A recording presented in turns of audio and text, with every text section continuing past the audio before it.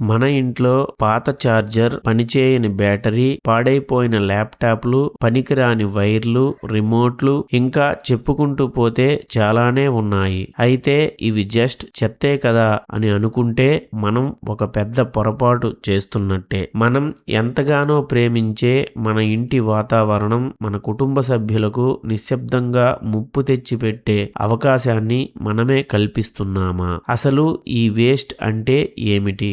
ఎందుకు ప్రపంచం దీన్ని పెరుగుతున్న సమస్యగా చూస్తోంది? అసలు మన ఇంట్లో ఉన్న ఏ వస్తువులు ఈ వేస్ట్ కిందకి వస్తాయి? దీనిని ఇంట్లో నిల్వ చేయడం వల్ల ఎలాంటి ఆరోగ్య సమస్యలు వస్తాయి? దీని నుంచి బంగారాన్ని, వెండిని తీయవచ్చు అంటున్నారు. అది ఎంతవరకు నిజం అనే విషయాలు ఈ వీడియోలో తెలుసుకుందాం. మోడర్న్ హ్యూమన్ లైఫ్ స్టైల్లో టెక్నాలజీ ఒక అనివార్యమైన భాగమైపోయింది. మనిషి ఉదయం పడుకుని లేచినప్పటి నుండి రాత్రి పడుకునే వరకు ఏదో ఒక ఎలక్ట్రానిక్ గ్యాడ్జెట్ ని ఉపయోగించడం అలవాటుగా మారిపోయింది. స్మార్ట్ ఫోన్లు, ల్యాప్టాప్లు, టీవీలు, రెఫ్రిజిరేటర్లు, వాషింగ్ మెషిన్లు, స్మార్ట్ వాచ్లు, చార్జర్లు, పవర్ బ్యాంకుల వాడకం రోజు రోజుకి పెరిగిపోతోంది. అయితే ఈ డిజిటల్ విప్లవం ఒకవైపు మానవ జీవితాన్ని అత్యంత సులభతరం చేస్తుండగా మరోవైపు తీవ్రమైన భౌగోళిక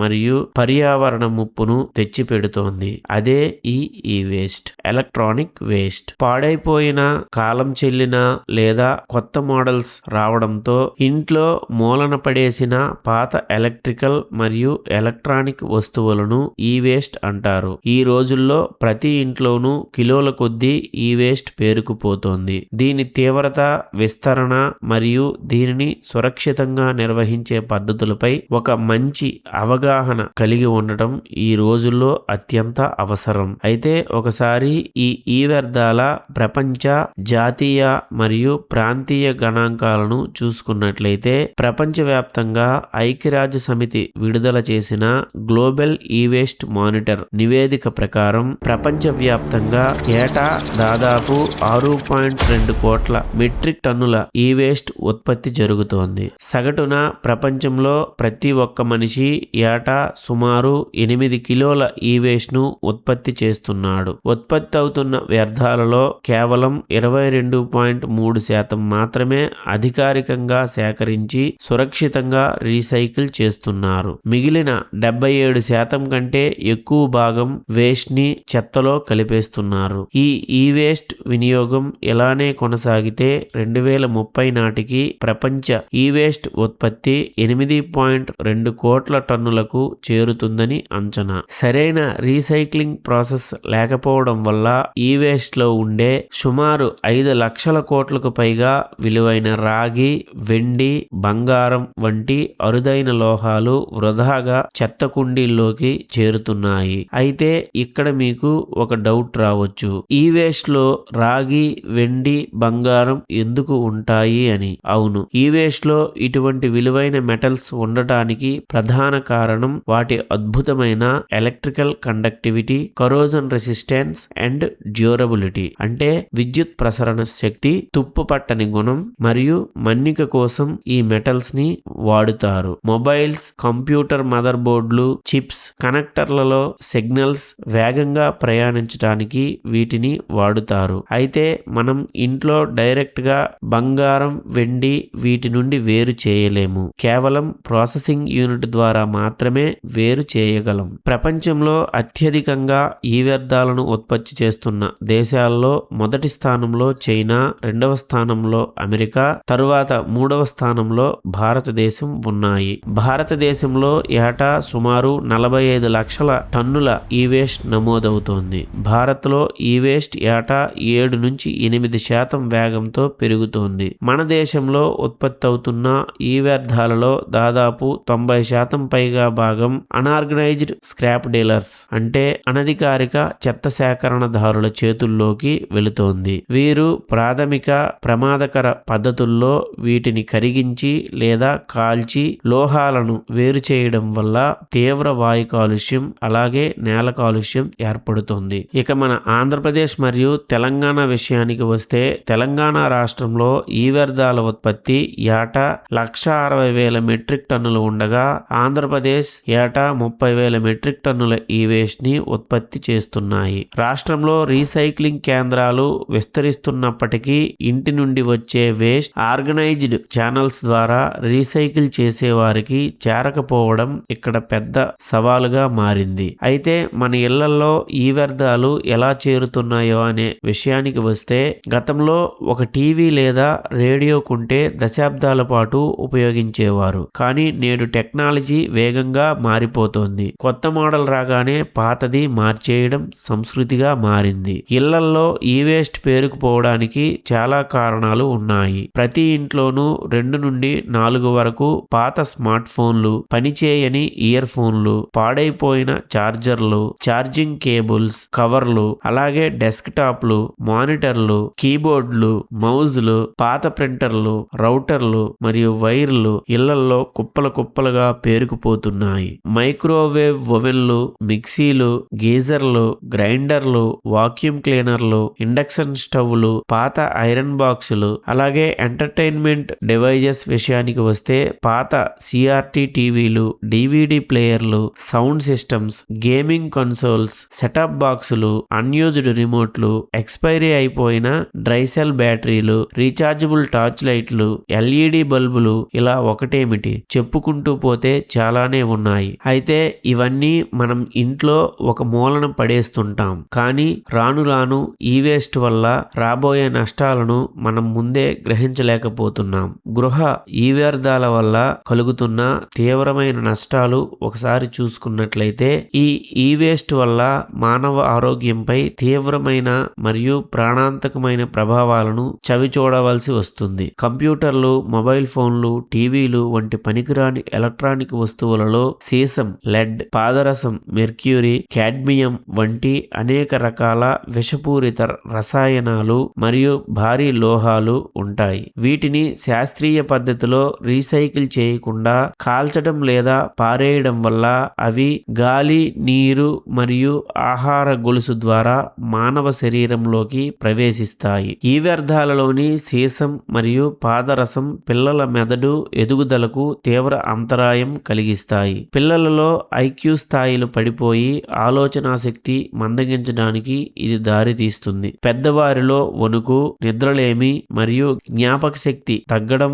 వంటి సమస్యలు వస్తాయి. ఈ వ్యర్థాలను బహిరంగంగా కాల్చడం వల్ల వెలువడే విషపూరిత పొగ ఊపిరితిత్తుల క్యాన్సర్కు దారితీస్తుంది. గాలిలో కలిసే రసాయన రేణువుల వల్ల ఆస్తమా, క్రానిక్ బ్రోన్కైటిస్ మరియు శ్వాస తీసుకోవడంలో తీవ్ర ఇబ్బందులు ఏర్పడతాయి. గర్భిణీ స్త్రీలు ఈ రసాయనాల బారిన పడితే పిండం దెబ్బతిని పుట్టుకతోనే పిల్లల్లో లోపాలు ఏర్పడతాయి. నెలలు నిండకుండానే కాన్పులు జరగడం, తక్కువ బరువుతో పిల్లలు పుట్టడం లేదా తల్లి కడుపులోనే బిడ్డ చనిపోవడం వంటి ప్రమాదాలు పెరుగుతాయి. కాడ్మియం, క్రోమియం వంటి లోహాలు శరీరంలో చేరడం వల్ల కిడ్నీస్ పూర్తిగా విఫలమవుతాయి. ప్లాస్టిక్ సమ్మేళనాలు శరీరంలోని హార్మోన్ల సమతౌల్యాన్ని దెబ్బతీస్తాయి. దీర్ఘకాలంగా ఈ వ్యర్థాల మధ్య నివసించే వారిలో కణాల నిర్మాణం మరియు డిఎన్ఏ కూడా దెబ్బతినే అవకాశం ఉంది అని నిపుణులు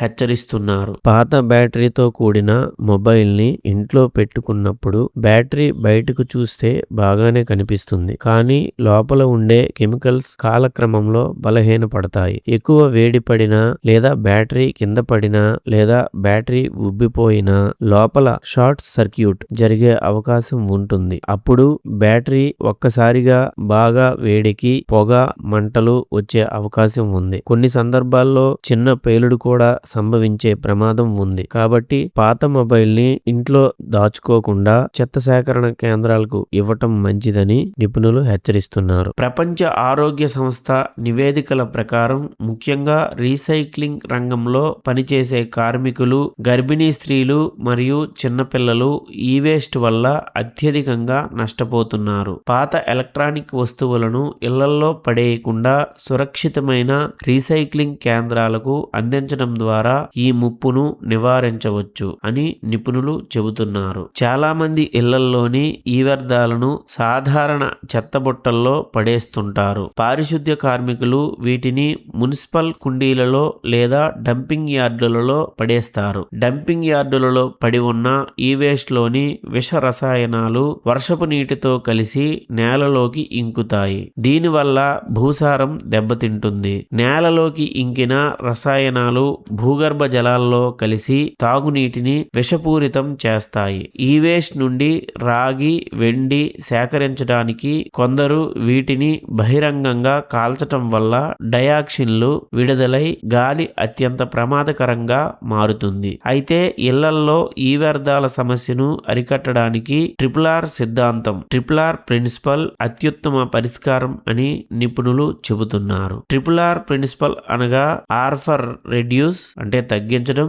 R ఫర్ రీయూజ్ మళ్ళీ ఉపయోగించడం, R ఫర్ రీసైక్లింగ్ అంటే రీసైక్లింగ్ చేయడం. రెడ్యూస్ ప్రతి కొత్త మోడల్ మొబైల్ మార్కెట్లోకి రాగానే పాతది బాగున్నా సరే కొనడం తగ్గించాలి. అవసరానికి మించి కొనకుండా ఉండాలి. తక్కువ ధరకు వచ్చే చైనా వస్తువులు లేదా నాసిరకం పరికరాలు త్వరగా పాడవుతాయి. కాబట్టి నాణ్యమైన ఎక్కువ కాలం మన్నిక ఇచ్చే ఉత్పత్తులను వాడుకోవడం బెటర్. రీయూజ్ మన వద్ద ఉన్న పాత ఫోన్ లేదా ల్యాప్టాప్ సరిగ్గా పనిచేస్తుంటే దానిని అవసరమున్న విద్యార్థులకు, పని వాళ్లకు లేదా పేదలకు ఉచితంగా ఇవ్వవచ్చు లేదా సెకండ్ హ్యాండ్ లో విక్రయించవచ్చు. కంప్యూటర్ స్లో డౌన్ అవుతున్నప్పుడు కొత్తది కొనడానికి బదులు ర్యామ్ లేదా స్టోరేజ్ ని పెంచుకొని వాడుకోవచ్చు. రీసైక్లింగ్ ఈ వ్యర్థాలను ఎట్టి పరిస్థితుల్లోనూ తడి లేదా పొడి చెత్తతో కలిపి చెత్త డబ్బాలో వేయకూడదు. ప్రభుత్వం లేదా కాలుష్య నియంత్రణ మండలి గుర్తింపు పొందిన ఈ వేస్ట్ కలెక్షన్ సెంటర్స్ కి వీటిని అందించాలి. కొత్త ఎలక్ట్రానిక్ వస్తువులు కొనేటప్పుడు పాత వాటిని ఇచ్చి డిస్కౌంట్ పొందే ఎక్స్చేంజ్ పద్ధతిని ఉపయోగించుకోవాలి. ఈ వ్యర్థాలు కేవలం చెత్త మాత్రమే కాదు, అవి సరిగ్గా రీసైకిల్ చేస్తే అపారమైన సంపదని సృష్టించవచ్చు. ఇప్పటికే అమెరికా, బ్రిటన్ అలాగే చైనా లాంటి దేశాలలో గతంలో కాయిన్స్ చలామణిలో ఉన్నప్పుడు కాయిన్స్ తయారు చేసే కంపెనీలు ఇప్పుడున్న ఆన్లైన్ పేమెంట్ విధానాల వలన మూతపడి ఉన్నాయి. కానీ ఇప్పుడు అవే కంపెనీలు ఈ వేస్ట్ రీసైక్లింగ్ ద్వారానే ప్రాసెసింగ్ చేపించి ఈ మెటల్స్ ని వేరు చేస్తున్నారు. ఈ వేస్ట్ గా ఉన్న ప్రింటెడ్ సర్క్యూట్ బోర్డులు, పాత ఫోన్లలో బంగారం, వెండి, రాగి, అల్యూమినియం, ప్లాటినం వంటి లోహాలు ఉంటాయి. 1 టన్ను ఈ వ్యర్థాల నుండి వెలికి తీసే బంగారం 1 టన్ను బంగారు గనుల తవ్వకం ద్వారా వచ్చే బంగారం కంటే చాలా ఎక్కువ. ఈ విధంగా రీసైక్లింగ్ ద్వారా సహజ వనరులను కాపాడుకోవచ్చు. భారత ప్రభుత్వం ఈ వేస్ట్ మేనేజ్మెంట్ రూల్స్ అమలులోకి తెచ్చింది. ఈ రూల్స్ లో భాగంగా EPR ని ప్రవేశపెట్టింది. EPR అంటే ఎక్స్టెండెడ్ ప్రొడ్యూసర్ రెస్పాన్సిబిలిటీ. అంటే ఎలక్ట్రానిక్ వస్తువులను తయారు చేసే కంపెనీలే వినియోగదారులు వాడిపడేసిన తరువాత ఆ పాత వస్తువులను తిరిగి సేకరించే బాధ్యతను కలిగి ఉండాలి. కలెక్షన్ సెంటర్లు నగరాలు మరియు పట్టణాలలో మున్సిపాలిటీలు మరియు IT రంగాలు ప్రత్యేకంగా ఈ వేస్ట్ డ్రాప్ బాక్సులను, సేకరణ కేంద్రాలను ఏర్పాటు చేస్తున్నాయి. పాఠశాలలు, నివాస సంక్షేమ సంఘాల ద్వారా ఈ వేస్ట్ సేకరణ డ్రైవ్లు నిర్వహించాలి. అయితే ఇక్కడ మనం ముఖ్యంగా గుర్తుపెట్టుకోవాల్సిన విషయం ఏమిటంటే సాంకేతిక పరిజ్ఞానం మన జీవితాన్ని ఎంత సుఖమయం చేస్తుందో దాన్ని నిర్లక్ష్యంగా వాడిపడేస్తే అంతే వినాశనాన్ని కలిగిస్తుంది. ప్రపంచంలో 6.2 కోట్ల టన్నులు, భారతదేశంలో 45 లక్షల టన్నులు ఈ వేస్ట్ నమోదవుతోందంటే సమస్య ఎంత తీవ్రంగా ఉందో అర్థం చేసుకోవచ్చు. మన ఇంట్లో పేరుకుపోయే ప్రతి పాత కేబుల్, ఛార్జర్ లేదా పాత ఫోన్ పర్యావరణానికి ప్రమాదకరంగా మారే అవకాశం ఉంది. ఇంటి నుంచి వచ్చే ప్రతి ఎలక్ట్రానిక్ వ్యర్థాన్ని సరైన పద్ధతిలో రీసైక్లింగ్ కు పంపడం ప్రతి పౌరుడి బాధ్యత.